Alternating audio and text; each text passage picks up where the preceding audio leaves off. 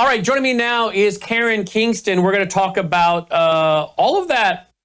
I don't know what all the fog, but all the videos. The videos of all of these fine little particles. The people from Florida. One of my kids got video footage of it down in Florida, like southern deep Florida. It wasn't snowing down there, I can promise you. I don't know what this is. I'm not an expert on this, but I did start researching it, and I did indeed find an article. Forbes magazine. Forbes, smart dust is coming. Are you ready? That's back in 2021. Smart dust. What is that all about? Now, before we go to Karen Kingston on that and the bird flu, oh my, they're pushing the bird flu thing. Big time. Before we go to all that, of course, let's go to the Dolly cam. Where is she? There she is. Oh, what is she doing? What are you doing? Oh, you're biting your own foot. I hope you're not chewing up our new logo on the floor there. Huh? Well, she's got something. What is she playing with, Dolly? I don't know what she's playing with. Probably a pretty expensive piece of equipment she picked up somewhere. I would not suggest that, but there you go. She's standing on top of America. There you go. Our studio dog, Delta, exploring the new logo on the floor. Dolly, I called her Delta, didn't I? It's a hard habit to break. All right, well, there you go. Make sure you have communication. I have no idea what these clowns have prepared, folks, what the globalists have prepared. But be sure you have the ability to communicate with your family, your loved ones, folks. Get a bivvy, sync it to your cell phone, and you can use your cell phone to text. Even if the cell towers are down, you can still use your cell phone to text to your loved one. Get a bivvy. You go to the website worldviewtalk.com. You can buy one bivvy, 2 at a discount, 3 at a discount. So get one for yourself and your family members. Worldviewtalk.com. Now you can also do what I've done, and that is get a satellite phone. You get a free satellite phone with one of their monthly subscriptions. Very reasonable monthly subscription, and you get a free satellite phone, folks. So you just pull it out when you need it, put up the antenna, turn it on. You have to go outside, wait for it to say it's acquiring a satellite. Once it's acquired a satellite, boom, you make your call. I actually had to use this summer because I got into an area where there was no cell phone coverage and I had to make some important calls. So I actually have used it a few times. Other people around me had no cell coverage. I had my satellite phone. I seemed pretty smart. I may not have been smart, but I looked smart. Because they had no way to communicate with the outside world. I did. So that is important. This is not a luxury, folks. Communication is vital. Stay in touch with your loved ones. Worldviewtalk.com. They also have solar generators. I have the Delta Echo 400 if you want to check into their solar generators. Powerful ones, by the way. You can also use that 866 number to ask questions by simply going to 866-738-3224, 866-738-3224. What are you doing back there? You're chewing on I don't know what that is. I don't know. It's Velcro. Where did you get Velcro from? Don't be doing things you're not supposed to do. You are still such a puppy, aren't you? All right, joining me now is Karen Kingston. Karen, welcome back to the broadcast. Thanks for being with us. Thanks, Brandon. It's great to be back. Happy New Year. Happy New Year. Happy new pandemic. Yeah, and we always have such great positive topics, don't we? I know. I'm so sorry. I don't want to be. It's not your fault. It's not your fault. It's not your fault. But I'll tell you, like I always say, sometimes you have to have the bad news to understand the context so you can avoid something, and that is then good news. All right, I want to go right away to this, okay? Because people like this lady here is a doctor. Dr. Lynn, she was saying, I'm calling on my scientist colleagues for help. This was taken just now in Southwest Florida. This is not fog. There's no moisture. If you're there, collections are needed. Lab personnel, we need you.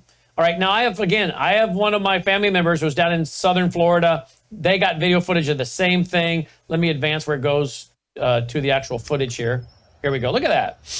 Now, this was all over the internet. You can hear the crickets. You hear the crickets? Yeah. Now, this was all over the internet for about 24 hours until the terrorist attack bumped it off the news. It took care of that, went off the news cycle. This was everywhere. The fog that was all over the country. I think there was a horror movie called The Mist or something, and the mist would come across town and people would die. I don't know. It's about a horror movie. That was Steven Spielberg. I thought it was. Stephen King. Yeah, I thought it was. So I don't know. It's kind of creepy, but people were seeing this all over the place. So here's another one. This is in Florida. This is a Ring doorbell in Florida. Here we go. Get it going here. Look at that.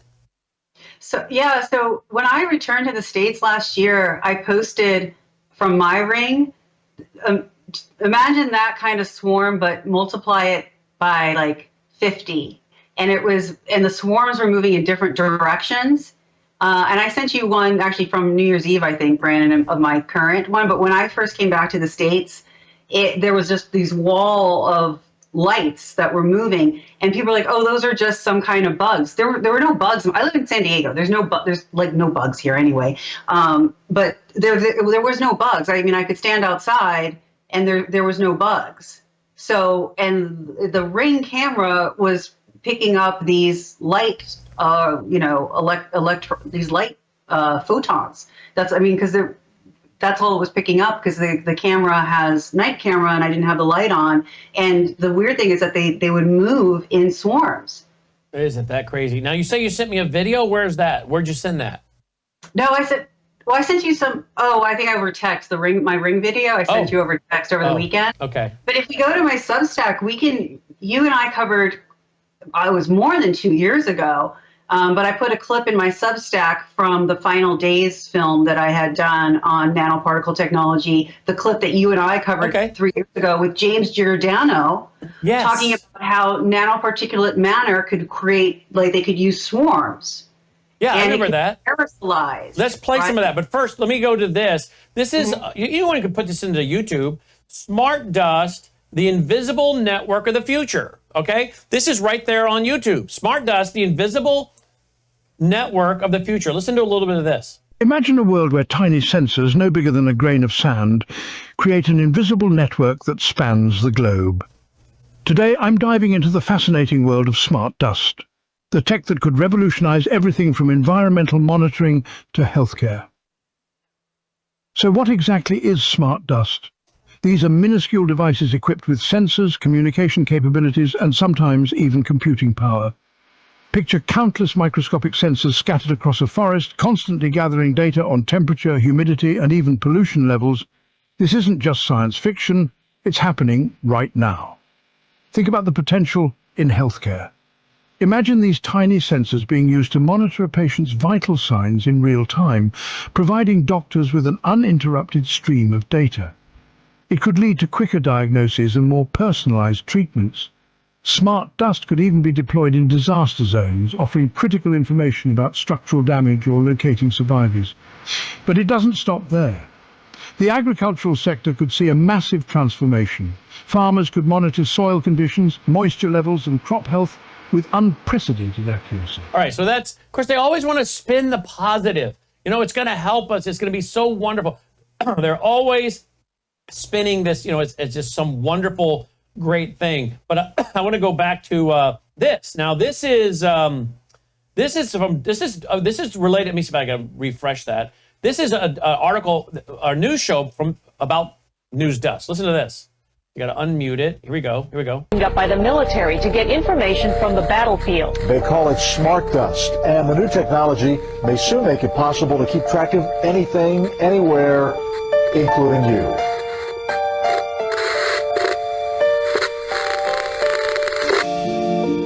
Smart dust originated with DARPA back in the 90s. This powder-sized chip is something called the Mu chip from Hitachi. It's the smallest commercially available RFID system in the world. You can literally scatter this stuff like dust or embed. All right, wow. All right, so there you go. I just wanted to show people that we weren't just making this up, that this is out there. Now I'm going to go to your Substack, Karen.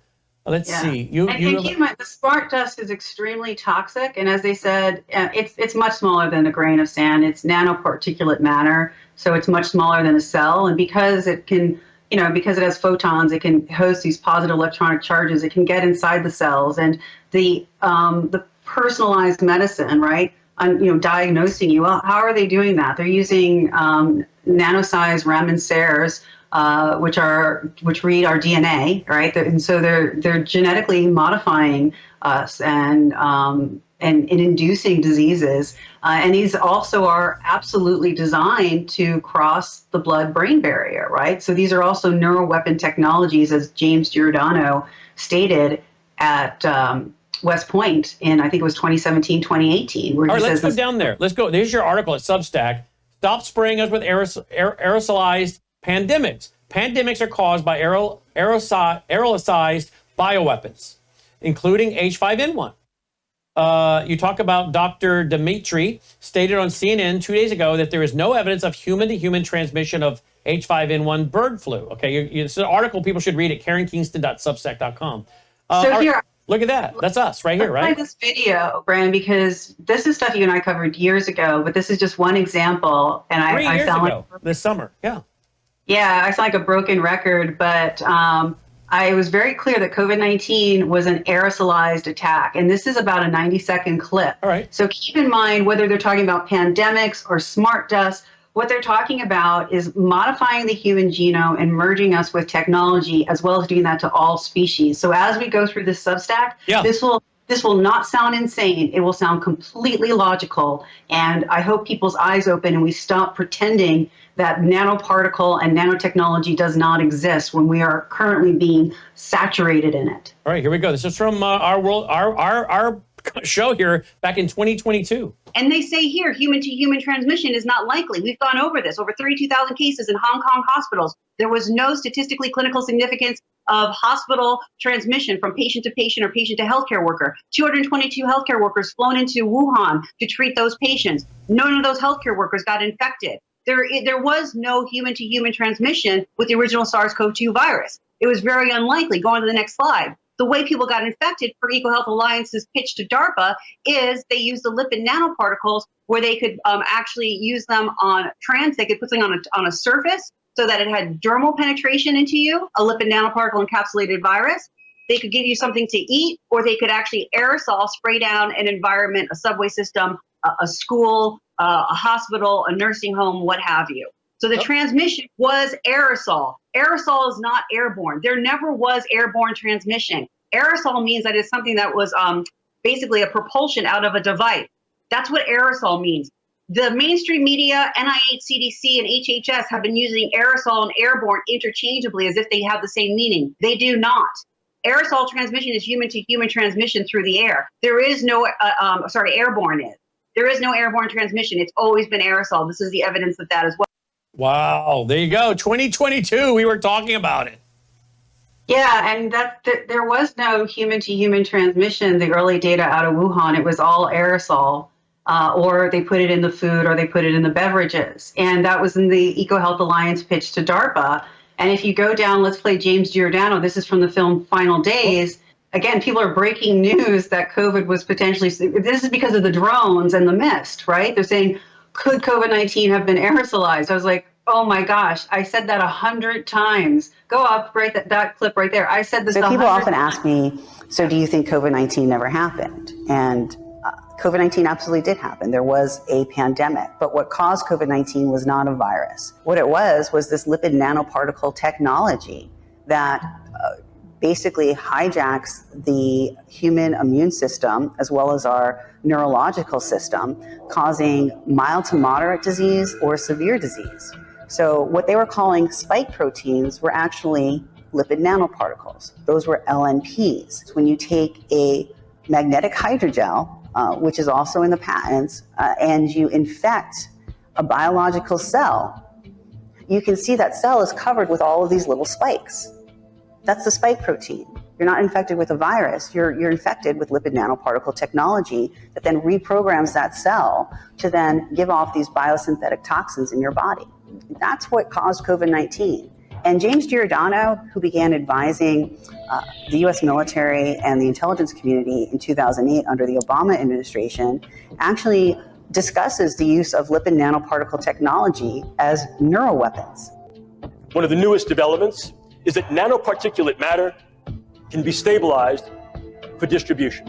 If you're not aware of what nanoparticulate matter is, it's that matter which exists on a scale of 1 × 10⁻⁹. Very, very small. Smaller than a cell. And we can manufacture materials that have discrete properties that can be controlled by virtue of bioengineering and their physical chemistry. To auto-aggregate, to be able to aggregate in particular areas based upon their biological and or chemical sensitivity.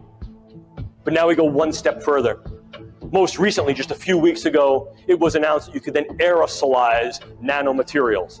And go one step further, I can create small robotic units, controllable robotic units at the nanoscale, and that these too can be aerosolized to create a nanoswarm of biopenetrable materials that you cannot see, that can penetrate all but the most robust biochemical filters, that are able to integrate themselves through a variety of membranes, mucous membranes, and wherever, mouth, nose, ears, eyes, can be then uptaken into the vascular system to create clumping, can affect the vascular system of the brain, or can directly diffuse into the brain space, and these can be weaponized.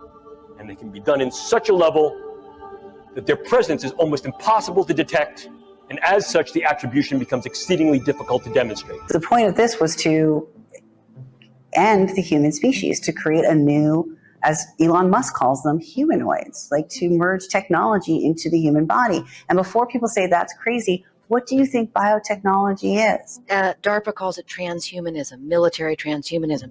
But in an interesting way, this is actually part and parcel of the whole movement towards robotics.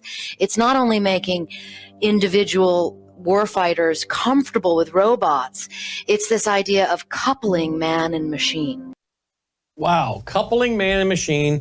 I mean, again, fascinating stuff. You've been ahead of the curve. But of course, if you talk about this too early, people think you're crazy. But then the technology and the news media and the first conservative media catches up. That's the sweetest thing you said to me, that I'm not crazy. I was just too early. You're just too early. You're too, Brannon. Well, that's what I've been saying about myself for years. People call me a conspiracy theorist. I'm like, no, I'm just early. I'm just early. Go back and read my book from 1995, where I'm talking about social credit scores like China, and specifically using China as the example. Look at my book in 1995, Reclaiming a Nation at Risk, where I say, don't be shocked when they set up a vaccine tracking system and they start using it to go after their political enemies. That's in my book in 1995. Yeah. And the thing is, they don't need the vaccines anymore to get this technology in us, as you just heard James Giordano say. They can aerosolize it, and they have been aerosolizing it. And they can also put it in the food, or if they inject the dairy cows will produce these biosynthetic pathogens and neuroweapon trackers in their breast milk, in their milk, which then would be transmitted to humans. So the body of evidence is overwhelming, and it seems, I don't know if they're panicking, because it seems like more and more information is coming out now about the nanoparticles, the nanotechnology. Like it's not, they can't cover it up anymore. They can't start calling me crazy. And I want to explain to people what the COVID-19 virus was. And just to be clear, the mRNA is a red herring. It's just a code word for this nanotechnology. But, if you want to be, I guess, truly scientifically accurate, what it is it's the genetic codes using CRISPR-Cas9 to create what they're calling new proteins. Proteins are simply new genetic materials that are innate. They need to get inside the cell of a host to reproduce, right? So it's these new synthetic genetic sequences that have never existed before on the planet. That's why they're patented. And they're this innate protein. So it is like, it needs a host, just like, sperm and an egg, an embryo needs to penetrate to be created. So it needs to get inside of a host, but it's very unstable, this biosynthetic pathogen, what we call a protein. So it's encapsulated in that nanoparticle technology that includes a hydrogel, this graphene oxide protection around it, and that allows it to be aerosolized, and also it allows it to be controlled because it can host an electromagnetic field. It can be controlled both outside the body and inside the body. And I know that sounds far-fetched, but there's thousands of references to verify what I just said. And I think that's important for people to know that DNA does not spontaneously jump from animals to humans. It just does not happen. And that's a complete made up story. As I said, I think we were chatting on the phone over the holidays, Brandon. It's like if you pet Dolly, you're not going to start producing dog DNA. Your cells don't just start producing dog DNA. That doesn't happen. It never happens. What would have to happen is someone would have to take Dolly's DNA, encapsulate it into this technology, and actually stabilize it through a process to make it biosynthetic, and then encapsulate it, inject it into your body or get it into your body somehow, and then it would penetrate your cells, and then your body would start producing DNA, not of our species, but of a canine. So I think that this is really important for people to understand. If you go to my Substack, this should make sense too. If you just scroll through some of those slides, right? They're saying this H5N1, perfect, stay right here. They're saying the H5N1 virus, which is bird flu DNA. Let's be clear, it's genetic material from a bird, is now showing up all over the globe, in mammals on the land and in the ocean, all around the globe. But if you go down, so all of a sudden bird DNA is showing up in camels. No, stay right there, but in the corner right there. It's showing up in camels and blue whales and pandas and seals, and we've got our token bat down there, and we've got horses, and I think that's a beaver, and we've got dogs. All of a sudden they're presenting with pathogenic disease-causing bird DNA from the blue whale to your family pet. How could that possibly be possible unless this was an aerosolized biowarfare attack? Wow, I mean, Brandon, let's think about it, right? Oh, here, and go play the clip. And they're making up a story saying that DNA from animals will spontaneously mutate, jump into the human body, penetrate our evolutionary biodefense system, our cell walls, which cannot be penetrated by single helix and double helix viruses. There is a mechanism of action with bacteria, which is what CRISPR-Cas9 is. Spontaneously penetrate into our cells, and we're going to start all of a sudden producing DNA from blue whales and bats and chickens in our body. Oh, let's play this. Here we go. Yeah, play the clip. It'll play. It's just a little delayed. This is all, by the way, KarenKingston.substack.com. Just hit play. I think I did, but let me hit it again. Let me advance it a little bit, see what happens. Oh. So H5 viruses to date bind to the alpha-2/3 sialic acid receptor, not to alpha-2/6, right? And until they evolve to bind to alpha-2/6, they're not going to be human pandemics yet. Okay, so break that down in layman terms. So he's a bunch of nonsense, is what he's saying. So what he first of all, he's saying that, first of all, they have clades and subclades. That's what they call. So they're saying it's called, I can't pronounce it. It's PHYLOGGNY, phylogeny. It's Darwin's, it's allegedly this Darwinian graph about how the DNA in animals, like you can see that we're partially, duck DNA, bat DNA, insect DNA, cobra DNA, and all this other stuff. And he's saying at that subclade, there isn't a variant right now where there's human DNA so that it can bind to a human receptor yet, right? So he's saying once it goes from, at one point, when someone gets chicken poop in their eye, then all of a sudden their body's going to mutate the chicken DNA from the chicken poop, and they're going to start producing human chicken DNA that can infect other chickens. Other humans. Yeah, I've heard of mud in your eye, but never chicken poop. But okay. Whatever. Or do you know what I'm saying? You know that old saying, here's mud in your eye? That's what I'm saying. Yeah. So, but Brandon, this is nonsense. This is absolute nonsense. And when people get sick from bird flu DNA or H5N1, it's because they probably got chicken poop in their mouth, or they got some of the blood into their system and they got sick, but they cannot infect other people. Now, I was on your show calling out Dimitri Daskalakis, remember, from the CDC, right, a couple times, and how nonsense he is. Well, he went on CNN, scroll down. Here it is right here. Yeah, he went on CNN and he said, this is the long clip, but the short clip's below it. He said there is no human-to-human transmission yet, but you can. And Dr. Deborah, he was counteracting what Dr. Deborah Birx was saying.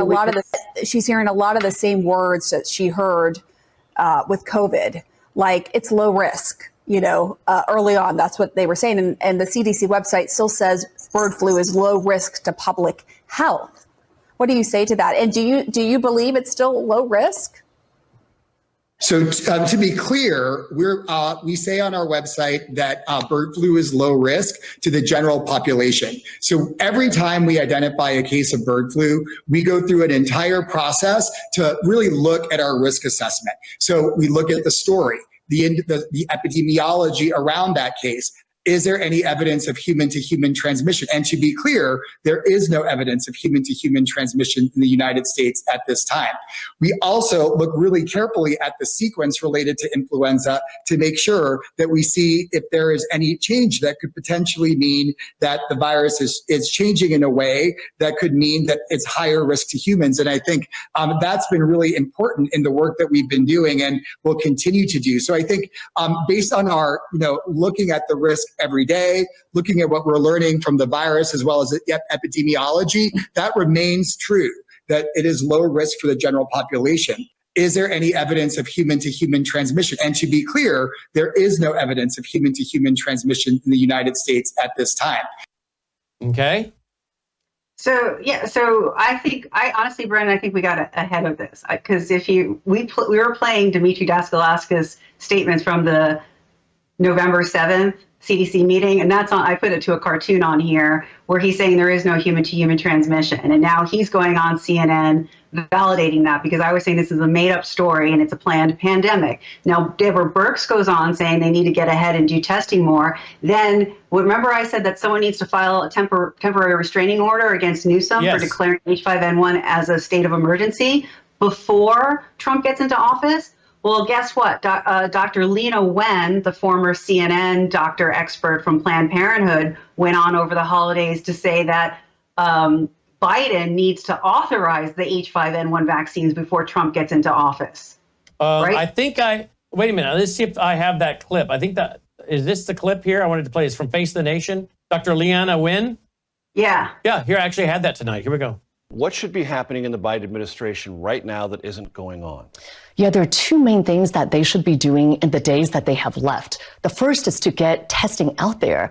I feel like we should have learned our lesson from COVID that just because we aren't testing, it doesn't mean that the virus isn't there. It just means that we aren't looking for it. We should be having rapid tests, home tests available to all farm workers, to their families, for the clinicians taking care of them so that we aren't waiting for public labs and CDC labs to tell us what's bird flu or not. And the second very important thing is this is not like the beginning of COVID where we were dealing with a new virus, we didn't have a vaccine. There actually is a vaccine developed already against H5N1. The Biden administration has contracted with manufacturers to make almost 5 million doses of the vaccine. However, they have not asked the FDA to authorize the vaccine. There's research done on it. They could get this authorized now and also get the vaccine out and to farm workers and to vulnerable people. I think that's the right approach because we don't know what the Trump administration is going to be doing around bird flu. If they have people coming in with anti-vaccine stances, could they hold up vaccine authorization? If they don't want to know how much bird flu is out there, could they withhold testing? I mean, that's a possibility. And I think the Biden administration in the remaining days should get testing and vaccines widely available so that at least it empowers state and local health officials and clinicians to do the right thing for their patients. Dr. Wen, is bird flu in humans super dangerous? Well, the World Health Organization estimates that in prior outbreaks of the bird flu, that the mortality rate is 52%. 52%. However, in this most recent outbreak, it seems that most cases have been mild, and maybe some people even have asymptomatic infection. But the question is, we don't know what happens when bird flu affects more vulnerable individuals. People infected so far in the U.S. have been mainly farm workers who are working, presumably generally healthy, as opposed to what happens when you get to children, to pregnant women, to older individuals with chronic illnesses. We don't know how deadly, how dangerous bird flu is going to be for those individuals. And again, that's one more reason why we don't want it to spread and acquire more mutations. Okay, so let me ask you this, Karen. I just want to say, between your platform, some other platforms, my work, and I have to give huge gratitude towards Dr. Peter McCullough for being ahead of the H5N1, the vaccines, that it's a lab-made pandemic as well. Listen to what she was saying. She's hitting on all the points that I've hit on and Dr. Peter McCullough has hit on. They started manufacturing these vaccines, believe it or not, in 2022, and you and I reported on that. They know that they're not safe or effective, and she's saying they need to approve them now to get them into people to vaccinate people who have no symptoms of disease, which we should play Daskalaskis again saying that. So she's taking all the points that we hit on, including this alleged ridiculous 52% case fatality rate of H5N1, but it's only across 900 cases across 21 years of people who were working on slaughtering animals, and we don't know what the care was after they became contaminated with blood or feces, from chickens or ducks. We don't know what happened to them. So that case fatality rate is a made up rate. She's literally hitting on all the points that I have been driving home since October, as has Dr. Peter McCullough, and they're putting their spin on it. And I hope and I believe it should make them look extremely foolish and extremely suspicious as to why they want to push these vaccines. And let me ask you about the testing that they're referring to. Is there possibility? I mean, is the testing going to be the PCR test? We shove something up your nose again. Is that how the testing is going to be done? It could be, yeah, for people. Are there concerns that that's one way to get it into people?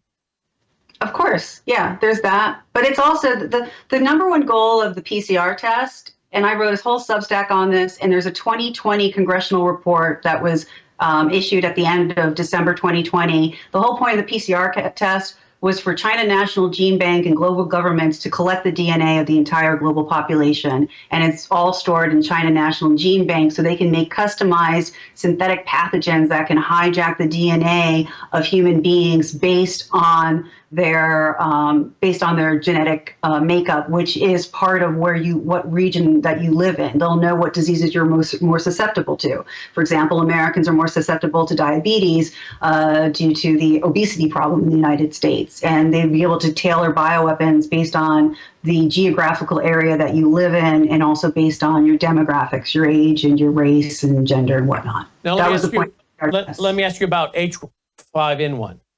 How do they know this strain of bird flu is what's going to break out? Aren't there varying strains of bird flu? Oh yeah, and there's H1N1, which has a 1/20th of 1% case fatality rate. Allegedly, it's that synthetic genetic material doesn't have any damage. There's H3N1. There's all, and then there's H5N. N3 and H5N8 and H5N6. So how do they know? How do they know there's going to be H5N1 that's the one that breaks out? Yeah, it's H5N1 2.446. It's H5N1 2.3446. So it's not just H5N1, it's a specific subclade. And of the subclades, there's tens of thousands of subclades. So the fact that they are getting a so-called vaccine ready for this specific one should tell us either they're just selling product. Like when you get the flu shot, they're just guessing at the strain of flu that's going to be out that winter, right? They don't know. And so they create a flu shot and you get a shot, but they don't know the strain, they're guessing. So either these folks are, again, just selling shots for depopulation, money, whatever their agenda might be. Different people have different reasons. Or they know what's going to come out because they're the ones putting it out. They know what it's going to be specifically. It's not yes and no. So let me explain. So even when COVID broke out, they're like, we never identified the virus because there was dozens, if not hundreds, of variants. So those are those subclade mutations that were all released at the same time. And that's actually well known. So that's why this is not a exact science. They actually say this is stochastic. It's a matrix. It's a matrices of variants of proteins because they continue to mutate once they get inside the cells of a species too. So they can predict, like when they aerosolize a certain subclades, that they're going to mutate into other subclades, and then there's going to be other subclades that they weren't expecting. So are you telling me that the vaccine they have already started manufacturing covers all of them, or does it just cover a small sliver of them? Cover, you mean causes. Causes the production of this foreign DNA in your body that causes disease and sickness and potentially death, yeah. So they have an idea but it's not an exact science. And if you watch the chat from the October 10th FDA World Health Organization meeting, someone asked one of the lead moderators, well, how can we have these vaccines ready if we don't know what the variant's going to be that causes the pandemic? And someone responded saying, well, the mindset is that it's better to have a vaccine than no vaccine when the pandemic hits, whether or not it's effective or safe. Yeah. All right. Now, we also have a video of Julian Assange. Listen to what Julian Assange had to say about intelligent dust. And in terms of Internet of Things, there's research prototypes now, which I assume are being used by intelligence agencies, of very small electronic circuits that you can just put in paper or put in paint or on the walls that are powered by the GSM stations. And they operate as the GSM radio wave passes through them. It gives them enough power for a very small amount of time to do things. So obviously that tendency is going to continue. It's not like the Internet of Things. It's if you like, intelligent evil dust scattered everywhere, like confetti in everything. So I think it's increasingly hard for human beings to work out how to deal with that. Increasingly hard for human beings to figure out how to deal with this evil dust. Yeah, this evil. Yeah, and it is the dust contains advanced nanotechnology, right? And it as DARPA spokeswoman said, as James Giordano said, the purpose is to be controlled by to have two-way communication, right, with external communications and artificial intelligence. Well, here's what Forbes said in their article in 2021. Imagine a world where wireless devices are as small as a grain of salt. These miniaturized devices have sensors, cameras, communication mechanisms to transmit the data they collect back to a base in order to process. Today, you no longer have to imagine it. Mechanical systems, often called MOTES, are real, and they very well could be coming to a neighborhood near you. Whether this facet excites or strikes fear in you, it's good to know what it's all about. What can smart dust do? Collect data, including acceleration, stress, pressure, humidity, sound, and more sensors. I guess what comes into my mind real quick is the mark of the beast. You're not going to be able to buy or sell without it, and you're not going to be able to hide. So those that get it, apparently you're going to be able to monitor so much about what they're up to. But Brennan, you're saying those that get it, we can't avoid it. We're being doused in it. That's what this fog is. That's what I'm saying. So if you read the EcoHealth Alliance pitch to DARPA, they're not talking about bats. Read my Substack, What Happened in Wuhan. 7.5 billion people deserve to know. They say that the nanoparticle technology will be aerosolized, right? They'll infect the bats by contaminating their food supply and beverages and gels and dermal surfaces, right? That's what we had gone over. They even talk about making timed aerosolized systems when bats go in and out of their home caves or in and out of their work caves. It's ridiculous when you actually read the proposal. And then it says that the U.S. military will have an app on their phone to track what bats have been inoculated with the SARS-CoV-2 vaccine, which is the nanoparticle technology. So that's why people who were directly injected were emitting Bluetooth signals. But now this technology they don't need to inject it into us. We're being saturated with it. That's, whether it's the drones are spraying it, whether it's jets that are spraying it. Again, the producers from Final Days did a good job with the visuals explaining how this nanoparticle technology is being sprayed all over the globe. And I have written dozens of Substacks on this. I think what's important is talking about SARS-CoV-2, the PCR tests, the collection of human DNA, and the merger of all biological life forms with the digital realm. If you go to my Substack, go to the very bottom video. It is a promotional video from China National Gene Bank. And what they're promising and then we'll go. What they're promising is eternal life. This is extremely blasphemous video. They set up how human beings are a disease of the earth, but we can get everlasting life if we digitize ourselves in all life forms. And I tried to put together a minute clip here. So Okay, this is from China National Gene Bank. Okay.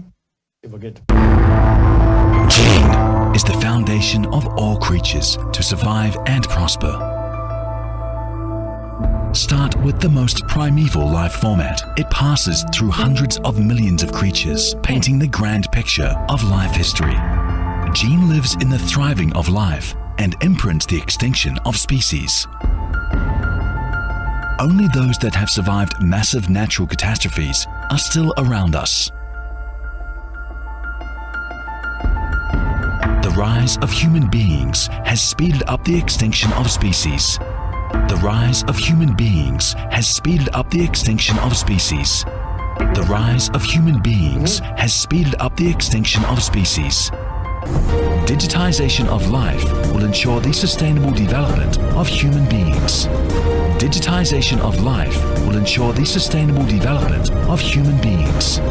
Digitization of life will ensure the sustainable development of human beings. It guarantees the continuation of life. It lasts forever for the eternal life. Okay, that's obviously Darwinian evolution, and they're blaming man, that man is basically a blight. So you're going to have to deal with man, who is obviously helping to extinguish other species, as it played there. I don't know if you did it or they did that. Who was that? Well, you? they did it. They did I just edited their video. You can go to China National Gene Bank and watch the full. So they were 4 really minutes. wanting to emphasize those 2 points: digitization of humans, and that humans are stopping the evolution or the maintaining of certain species, and then eternal life. This is transhumanism. This is 100% transhumanism. Now, I got to go because we got a packed schedule, but look at this. You provide in your slides, and we were talking about this over the weekend, Spaceship Earth. NASA has put out stuff about this, right? Yeah, and go. So they're calling humans basically the pestilence of the planet Earth. We're plundering Earth's supplies. You know, where humans are taking over a shortened evolution. But go on to the next slide. I think this is right. They talk about directed evolution, but right here, they're saying humankind. This is the timeline from our U.S. intelligence agencies and the military. Humankind, BC, 10,000 years, we were the hunter-gatherer groups. Agriculture up to 1800 AD, industrial up to 1950. IT was the next revolution. Now they're saying we're beginning in 2020, so COVID-19, we're now a bio-nano species, and at some point we're just going to be virtual. That's what that China National Gene Bank says. That's transhumanism. You're basically loading your brain to the internet, all things internet. This is transhumanism. And of course, sorry folks, I have to do my job. I can appreciate him for certain things, but warn about him in others. And this is where we're going to have to watch Peter Thiel and Elon Musk. Elon Musk. Elon Musk. We're going to have to watch these guys and pray that they don't get too much influence here, folks. Would you agree with that, Karen? Elon Musk is pro-transhumanism. That's right. And transhumanism is the extinction of the human species, and it's the extermination of all of God's creations. That is what it is. And I know he says he's pro-human, but you cannot be pro-human and pro-transhumanism. It's the two cannot. You can't be a meat-eating vegetarian. That's right. That's right. That's exactly right. You cannot be a communist Christian. You know, exactly. Yeah. There you go. Look at the headline at KarenKingston.substack.com. We just went through it on the air. If you want to go through it yourself and share it with friends. Stop spraying us. It's free. So there you go. It's free, Brandon, and I'm happy to come back to because I can't verify whether or not that NASA presentation is from NASA, but I went through many of the slides and I verified in the slides from other government contractors what they're writing is absolutely true, and they're calling it directed evolution. Directed evolution is the extermination of the human species. Well, as always, Karen, thank you for all you're doing. Appreciate you. Thank you, Brandon. Appreciate you. God bless. You too. KarenKingston.substack.com.